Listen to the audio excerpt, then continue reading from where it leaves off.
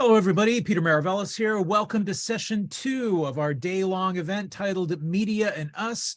This session is titled Representation, Access, and Power. It's going to be chaired by Rena Robinson, Nicholas Baham III, Kate Horgan, and Maria Cecilia Soto. Rena Robinson is coordinator for services for San Francisco Bay Area Justice-Involved Youth since 2016. Nicholas Baham III is professor and chair in the Department of Ethnic Studies at California State University, East Bay. Kate Horgan is an undergraduate student and researcher in the Commonwealth Honors College at the University of Massachusetts Amherst, studying communication and psychology with a certificate in media literacy. And Maria Cecilia Soto is an undergraduate student at the University of California, Santa Cruz, studying applied linguistics and linguistics with a concentration on Spanish and teaching English as a second language. Now, we've posted more extensive bios for our authors on the City Lights website. We're going to be including links to those in the chat function of your Zoom dashboard. All of today's sessions are intended to be interactive, so we encourage all of you, please communicate with each other and with the session leaders via the chat function of your Zoom dashboard. I also like to remind everyone that all of today's sessions will be posted on YouTube, so if you miss anything, you'll be able to go back and view it at your leisure. All of the YouTube videos will also be closed captions for those in need. We apologize that actually our live in real time captions are not working at the moment. We're working on that. As is customary before each session, we'd like to acknowledge that we are beaming to you from the unceded ancestral grounds of the Ramaytush Ohlone peoples, also known as the San Francisco Bay Area. We would like to take this moment to honor those who have come before us as stewards of the land. So please join us now in welcoming our session leaders, Rena Robinson, Nicholas Baham III, Kate Horgan, Maria Cecilia Soto. Welcome to City Lights, everyone. Kate, thanks for having us. You'll be starting it off. Yeah. Great. Thank you so much again, everyone, for being here. We're also excited to talk about this book. And if you were in the first session, we have no shortage of things to say about the content of this book. So I hope we'll get to a lot of great topics in this breakout session, specifically talking about representation. In terms of the book, representation, I think, is so important for young people and digital natives, especially in terms of how representations are telling young people about the world around themselves and how they see themselves or how they don't see themselves. We speak a lot about this cyclical nature of media reflecting social constructions, which leads to narrow or stereotypical reflections of the world around us, of people, of races, abilities, etc. And then comes our consumption and our interpretation, specifically young people's interpretation into how they see the world around us, which in turn then goes back into society and the reflection of media. And this overarching notion that CML can help young people really deconstruct this cycle and understand that what they're seeing online and in the media is a reflection, is a representation of the world around them. We speak to a lot of different nuances in terms of that. I know, Maria, you'll get into the linguistic side of it. And we can get into more specifics. Maria, did you have anything you want to add to that? Thank you all for having us here today. I'm very excited to be here with everyone. Yes, and some of what I wrote on personally in this chapter of representation is about linguistic representation, misrepresentation, and discrimination in the media, as well as how any type of linguistic profiling really stems from racism, sexism, colonialism, and also homophobia, and transphobia as well. Very excited to talk about this multi-layered, multifaceted way in which critical media literacy can really help us not only become more media literate citizens, but more compassionate individuals, more thoughtful individuals with our words and our actions, and better intercultural communicators with that as well. Yeah, and I just wanted to add to that I think Andy was discussing this in the first session, that we have this theme going on throughout the book of looking beneath the clock, this clock metaphor of looking beneath the gears. And I think representation is one really great way to apply that analogy, because there are so many layers to it. What you are seeing, what you're not seeing, how you're seeing it, who's creating those messages, in what way are they doing that. We can really unpack this concept of representation in ways that are meaningful and multi-layered, I think, and applicable, as we were just bantering before this, to a lot of social and political issues that are happening today. Another great thing of CML is that it's a widely applicable resource and tool for students to apply just beyond the media and into the world around them. Raina or Nicholas, anything you'd like to add to that?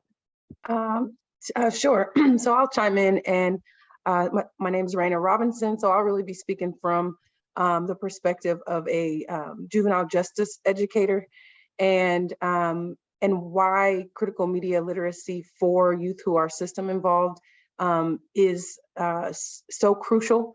We know that critical media literacy is important for all and for everyone. But from my experience, for youth who have that intersection of being system and justice involved, it could essentially change the trajectory of their lives. So I talk a lot about how specifically youth of color who are system involved, critical media literacy has a direct impact on their success. And by success, it could be education, quality of life, and even living, just life or death for a lot of young people. So my research and contributions, I really focused on how critical media literacy affects youth of color, and through my experiences, how, as it relates to representation, access, and power, how young people create social identities through these images of media, and how that shows up in their lives. And so I contributed to more to the multiple literacy section, but when we're talking about media stereotypes, we're talking about social media silos, and how when youth interact with these digital medias, it in fact kind of shapes their future based on the lack of representation. I also talk about, we talk about these digital caste systems, which is also discussed when through the algorithms, and how it's really important for young people to know that these concepts exist. And I'll pass it to Dr. Bayham. Thank you, Raina. That was wonderful. My contribution to this comes from my background as an ethnic studies professor. I was interested in race, media, and something called technological redlining. That's a term that's drawn from the work of Sophia Umoja Noble. I specifically was drawing on her work and also on Christian Fuchs' work. For Noble, she talks about, quote unquote, the power of algorithms in the age of neoliberalism and the ways that those digital decisions reinforce oppressive social structures. The other thing that's wonderful about Noble's work is that she doesn't talk about algorithms as this sort of deus ex machina, but she talks about the people who create the algorithms, who themselves have demonstrated histories of anti-diversity and anti-Blackness and racism. And those are the very people who are working for, she cites specific examples and names, specific people who are working in spaces like Google. Additionally, Christian Fuchs in his work, Social Media, A Critical Introduction, has said algorithms tend to reproduce racist ideologies that discriminate against people of color based on the assumption that they are poor and therefore less valuable consumers than white users. So drawing on the work of these two, I decided to look at two particular spaces in which algorithmic oppression plays out in the media. The first was around the COVID-19 health scare, and in particular, the amplification of the unscientific commentary of Nicki Minaj, who retweeted some of the, again, unscientific work of far right wing Fox News host Tucker Carlson. For those of you who may not remember, Minaj, by the way, is a Trinidadian. She suggested that the vaccine would render men impotent, in particular that your testicles would become enlarged by doing vaccine. This picked up a lot of traction in Black communities because of the way that it was amplified through social media, selectively because of these algorithms. So again, bad health information that actually feeds into, unfortunately, hundreds of years of mistrust in Black communities over the medical establishment. I mean, we're thinking about Tuskegee, for example. That legacy continues to loom large, and it played, the memory of that played a huge role in the rollout of the COVID-19 vaccine. Additionally, this caused health problems in Trinidad with their rollout of the vaccine, where you have people who were demonstrating at the time, I believe, Nikki, Dr. Fauci is a liar. The other thing that I tried to explore here is just how to historically contextualize this. So news media in America in particular has always had segregated domains. The segregation has not just begun here in the digital space. I talked in my brief piece about how northern newspapers both depicted Blacks both enslaved and free in a particular paternalistic way, but also offered want ad sections where Blacks were for sale, or where persons who had run away were identified within those newspapers. Southern newspapers obviously went with the happy darky image, one of their more favorite things. Working on the plantation for master 12 hours a day is the best thing that could possibly happen to me. Okay, and then the Black newspaper. We have had a long tradition of Black papers in this country that has waned, although there are still some that do exist. In those papers, you had the substantive critique of slavery as a moral wrong, advocating for moral suasion, and then later for revolution to overthrow the system of slavery. And additionally, you had writers of color who were well-placed, writers who could report on things like lynchings, et cetera, et cetera. So we've had this segregated media landscape. And for people of color, I mean, I know when I was in college at the University of Chicago, I couldn't read the Defender, excuse me, I had to read the Defender. I couldn't read the Tribune and the Sun-Times, because if I read those papers, I didn't know what was going on in Chicago's Black South Side or West Side. If I read the Defender, I knew what was going on. Everything, in terms of everything from crime to some of the really good things that were happening around social programs and uplift. So I think the algorithms continue to push that segregated space for us. It winds up in a sort of a situation where racially we have different sets of information.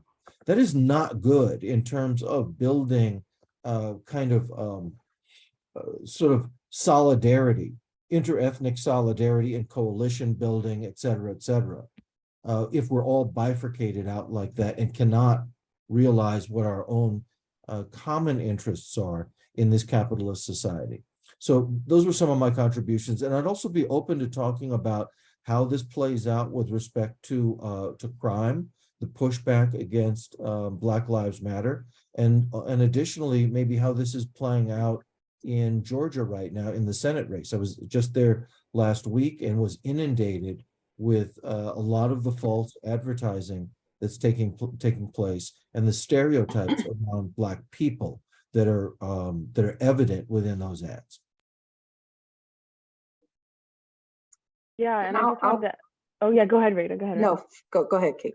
Well, I was just going to say that, Nicholas, you raised a wonderful point of when you were speaking about papers that Black people would make to create these representations that were counter to what they were seeing. Is one of the things that I think this book really encourages young people to do is be active participants in production of media content that they think is representative of their identities and how they would like to see themselves in media. was just a small thing I wanted to add to your great point, Nicholas. Rena, please. So I did also want to touch on a point Dr. Baham stated about the kind of, I would say the surveillance of African Americans online. More specifically, there's an article titled Stop and Frisk Online by, was it Patton Dixon Miller et al.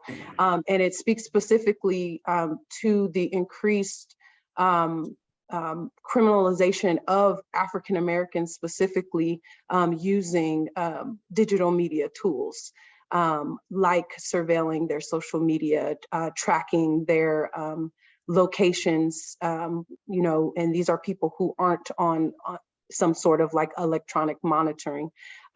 So there is clear evidence that African Americans are digitally surveilled at a much higher rate than anyone in the United States. Just wanted to add that. Absolutely. And Maria, you have a really incredible section about the linguistics aspect of representation. I want to know if you wanted to speak more about that. Sure, I'd be happy to. So on the same topic about surveillance on Black people and people of color in general, and relating that to a linguistic form of thought. In legacy news, on broadcast news, podcasting even, there is a notion of a way of speaking. And we've identified this, linguists have identified this as general American, general in quotations, because America is very diverse in all of its languages and its way of speech. But this thought of Gen Am, or broadcast English, this is thought to be a way of speaking English that lacks any type of distinguishability. It lacks socioeconomic status. It lacks any type of regional dialect. And it is thought to be the most accessible to the widest amount of viewers, the widest amount of consumers. And some of the issues with this is that this thought of having a lack of distinguishability kind of it wanes on the idea of there being a one set type of culture, this one set type of way, this one type set of Americanness. And honestly, Gen Am is deeply misguided in that notion, because people who have been raised in urban areas with possibly underrepresented dialects, such as African American vernacular English, Chicano English, Appalachian English. These people are not being represented in the media. They're not being represented by their news organizations. And that is what makes newspapers and news organizations, just as Dr. Nicholas was talking about, Black-owned newspapers, so important. And we need to and bring this into what we are consuming, so that we can have these different backgrounds, these different ways of thoughts, and these different voices to consider.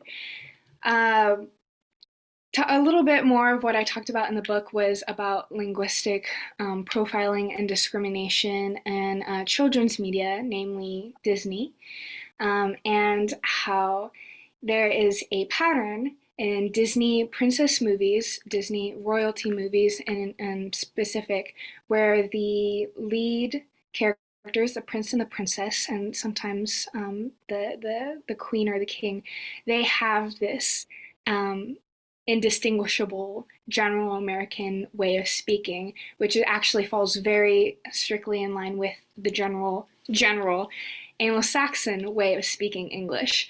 Whereas the minor characters, even the antagonists, the evil villains, they speak English with dialects, they speak it with accents, they speak in a way that shows some type of second language influence.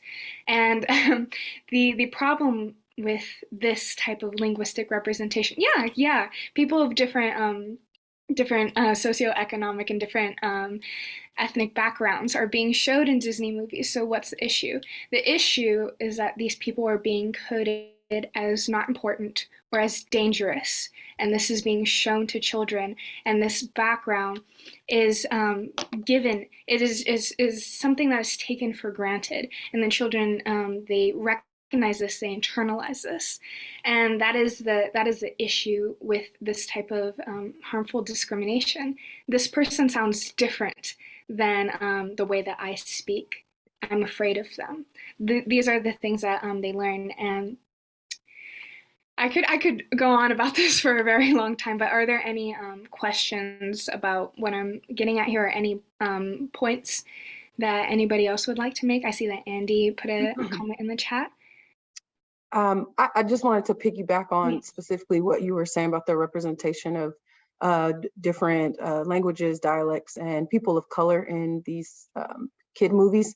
To make a recent example, I've been seeing a lot about the movie Wednesday, and more specifically how the two African-American characters are the antagonists of the movie, and how it was extremely disappointing for families who took their children to see this movie, and almost felt as if those young people portraying those roles deserved a lot better. So just wanted to make that connection. Yeah, absolutely, Raina. And I was going to say, I mean, that's a very pertinent example, like Wednesday being something that a lot of students and young people are watching. And similarly with LGBTQ representation, this notion of queer coding villains is very prevalent.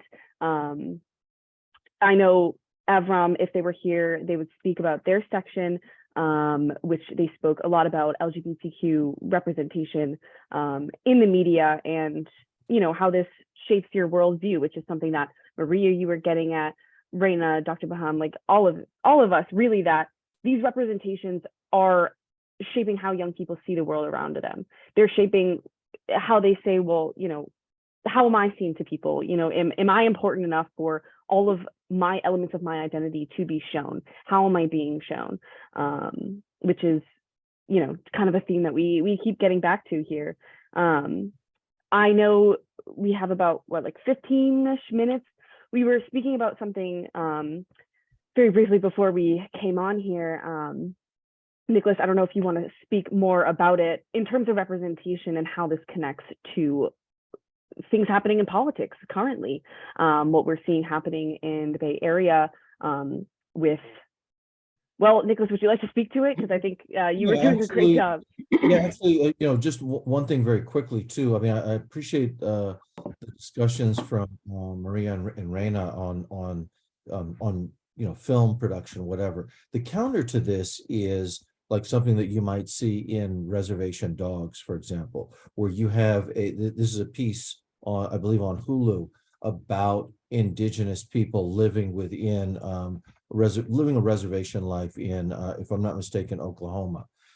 The accents are there. The Maria, I know you've probably seen this. The idioms are there, but everything is created by the community, and that's the difference. So this is an issue of, we talk about representation a lot, but where we're really at as people of color is not just representation. We don't want you, that is the dominant culture, to put us on screen for us in the way that you see fit. It's about power, and it's about decolonizing. And what that means is that we have to be in front of the camera, behind the camera, part of the distribution, et cetera, the editing, all of these kinds of things. If we're not, then one way or the other, whiteness kind of crowds out our voices. Now, the way that I've begun looking at how this is playing out in the Georgia Senate race. Most of us do not see these commercials out here. We have a select number of Warnock commercials.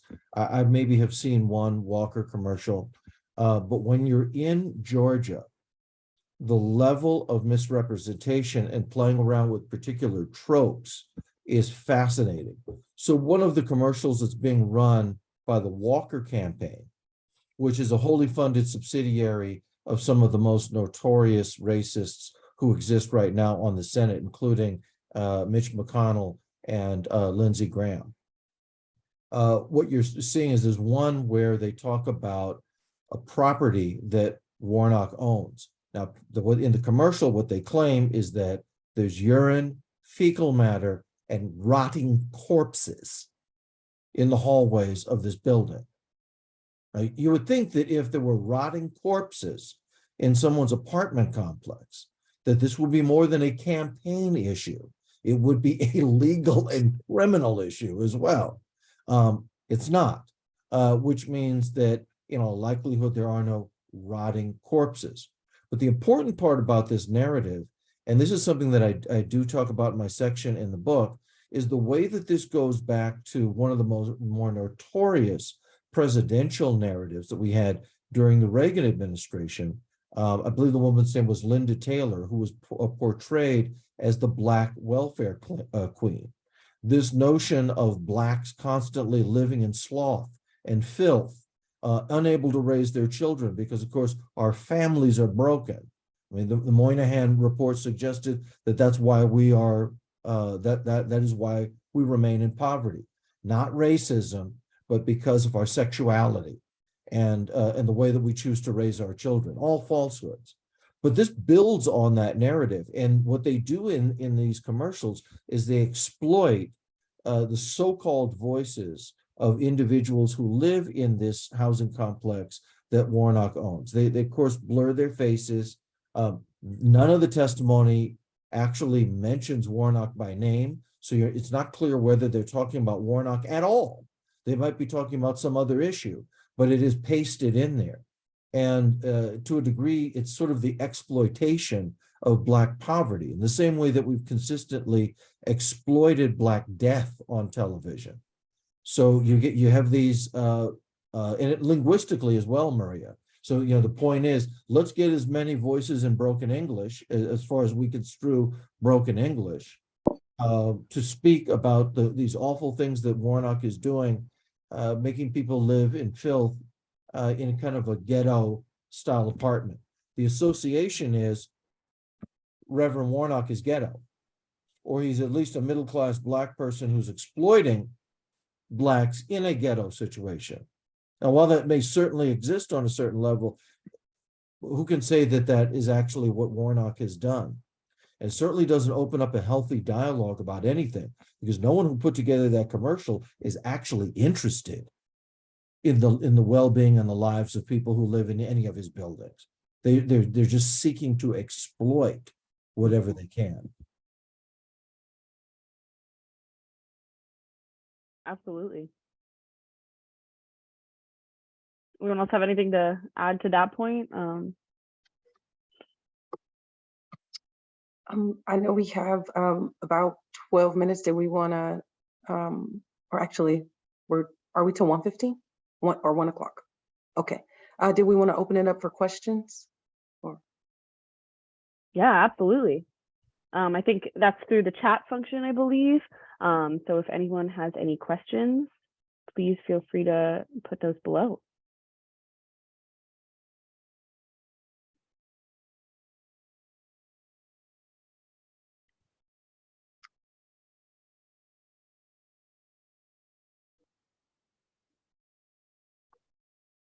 And if not, Yeah, anyone want to chime in there? There's a couple of comments and some questions. No questions, but just a couple of comments and people sharing some other sources and information. I'd love to hear from Jackie Adam in the audience. So Jackie, you've had some amazing comments here. I'd love to hear from you.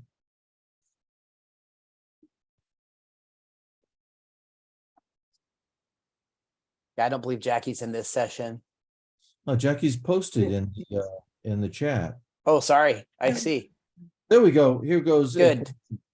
From Jackie. How do you see our work forward with re-educating our nation on the lies given through the media? Anyone want to tackle that? I would just speak to the very simple notion that information is power, and sometimes as adults we try to filter or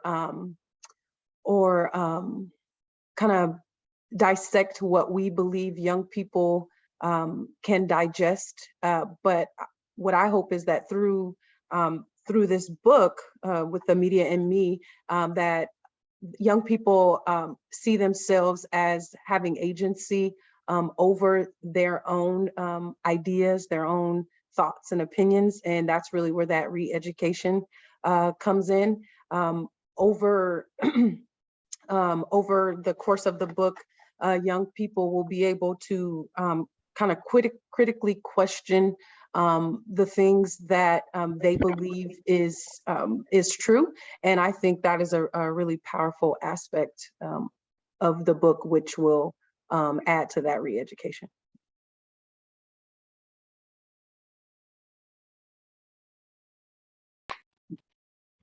You know, I'd like to see, frankly, again, I'm talking about I've referred to the fact that we're beyond this notion of representation. That's not good enough. We're in another space. We're in a radically decolonizing space. I think a lot of people don't recognize that that's what's been going on for people of color in America. While we've seen this sort of white supremacist pushback, one of the things that's been happening is it's not just critical race theory. That's been around for 40 years. What we've been doing maybe over the past 10, 20 years, and certainly with groups like Black Lives Matter or Stop Asian Hate, etc., we have been radically decolonizing. And I would say that you see that at the university level with our Black, Latinx, Asian American, Pacific Islander students who are pushing back. It's wonderful to see people doing that. But what we need is those people, voices like, for example, Maria, Kate, Raina, in Google, controlling those algorithms. One of the issues that Dr. Noble raises in algorithms of oppression is the fact that the people who run this have zero eye on diversity and inclusion. In fact, she cites specifically an individual with Google who's highly placed, who put out an anti-diversity manifesto. Well, that's who's segregating the landscape. I think we need to have control of it. There are some days when I think that we need our own separate internet. And look, I'm not in favor of segregation, but I do appreciate it when people of color decide to get together occasionally and deal with themselves by themselves on their own terms, without the white gaze and without the white critique of what's being said. Occasionally, we need a couple of minutes alone to do that.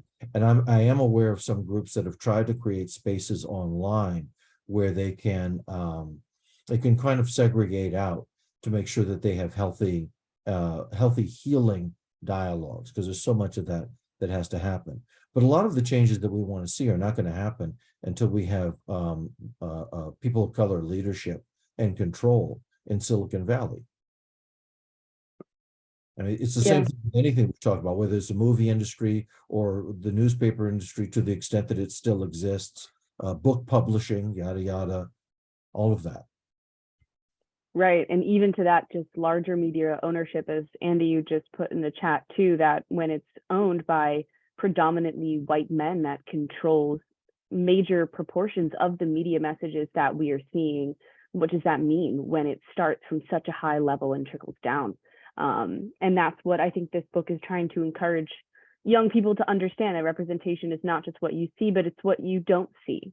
It's who's putting out those messages of representation, and where you might see things as being progressive, of seeing other bodies of color or abilities, races, etc. Who's telling their story? You know, is it an adequate representation in that respect? And if it's not somebody who's telling their story in the right representation, then what is that going to continue to perpetuate, as you know, Maria and we've all gotten to here? I think Jackie put something in the chat.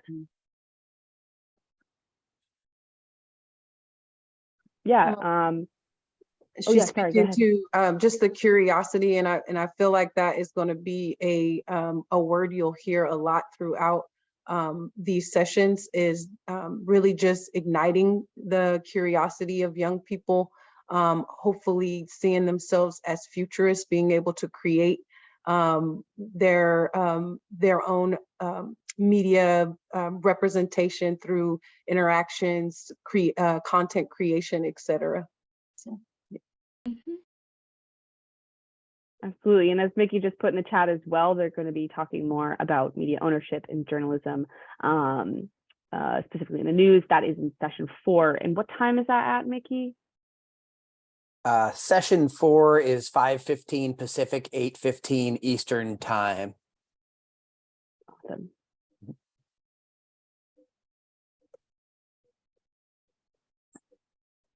about 5 minutes. Do we have any last questions or comments?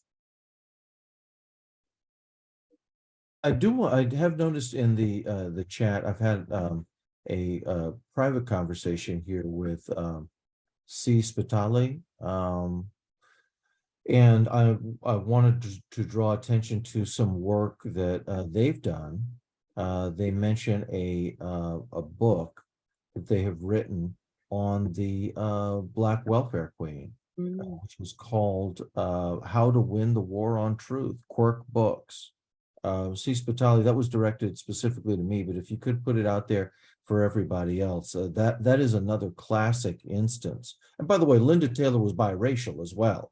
I mean, she wasn't just a Black woman, but that is a classic example of how people of color are consistently manipulated within legacy media. So, and that really the interesting thing about that was that most welfare recipients are not people of color. So right. So the Reagan administration kind of, you cut off your nose to spite your face, right? You want to make sure that that you adhere to that old adage in America. I'm okay if I don't have anything, as long as people of color don't have anything either, right? And so here we are with the decimated welfare system since then. Yes. And so I see Andy post in the chat saying, do we want to speak on the plethora of TV shows that focus on crime and police? Yeah. This was raised by Peter, right? Yes. Did you want to start us off, Raina? I did want to make a comment. So along the lines of the TV show, speaking about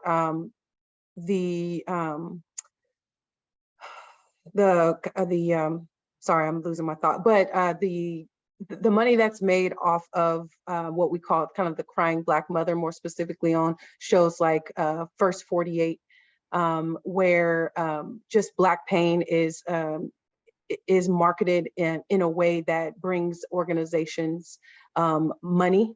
And I know that Dr. Baham, you wanted to speak there on TV shows we were talking about earlier. Yeah, I mean, we've had decades long of programming, and currently right now we have so many television programs. I mean, how many CSIs are there? How many Law and Orders are there? They're just for all these different types of categories, all of which paint police activity in a particular way and also position people of color in a particular way too. And all of that has been about, those are what we call in ethnic studies, racial projects. This is the work of Omi and Wynant from the University of California, Berkeley, way back 80s and 90s. They talked about the racial project.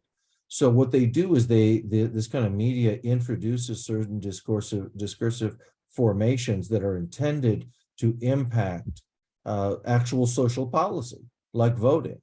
So, for people who are watching mainstream television and see 10, 11, 12 cop shows, Mr. Cop Friendly, Mr. Brown Black AAPI villain, yada, yada. Look, and also, by the way, the depiction of good Blacks, right, who are on the side of law and order, right, all that kind of stuff. That feeds into how we deal with social policy. You look at it, you see how this played out in San Francisco around the end of Chesa Boudin, who, by the way, the problem with Chesa was he didn't create the crime. but no one gave him the infrastructure to have to deal with it in a restorative, from a restorative justice perspective. That was never provided for him. And frankly, what he was doing wasn't radical. It's being done in Europe, but it's being done in Europe in many cases without a racial narrative that inscribes it. So, but I also want to hear from Maria on this. Oh, sure. I've only seen, like, I have very limited experience with watching these type of shows. I actually tend to stay away from them.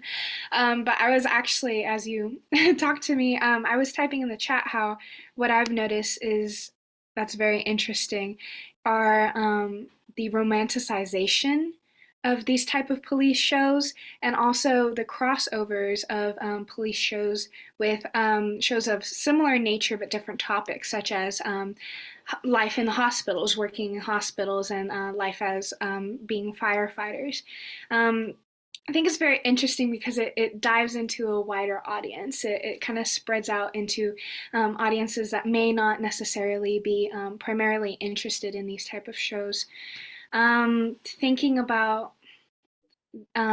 these shows from again, I'm sorry, trained linguist, I can't not think about this, but from a linguistic background, again, the antagonists, or the people who would be the people who would be put behind bars, or the people who are being pursued actively by the police people in these shows typically are from some type of underprivileged background, and they may show that with this notion of uneducated speech, or a speech that is not part of this general American English, or perhaps these individuals are, like, I've seen a couple episodes where these individuals may be on welfare or something like that.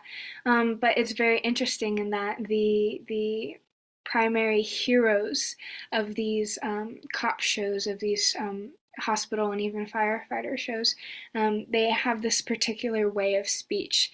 They have this taken for granted background about them, and whether or not they may have some type of ties or implications of maybe not being a perfect person before they got on this super awesome police team, that is dismissed with their character building. And not always do the antagonists, or the people that they're looking to interrogate or imprison, they don't get the same type of explanations. They don't get the same type of suspension of doubt.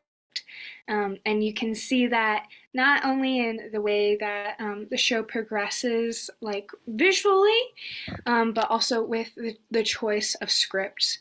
The people who write the scripts are huge driving forces that people may not always think about when they're consuming this type of media, but the script writers and their biases, their ideas of the world, and their choices on who they cast, that really plays into this. Yeah, that's all I'll put out there.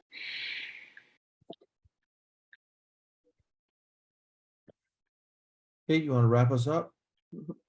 Yeah, I think we're getting close to time. I was going to turn it right over to you, Peter, for any final words. I mean, this has been wonderful.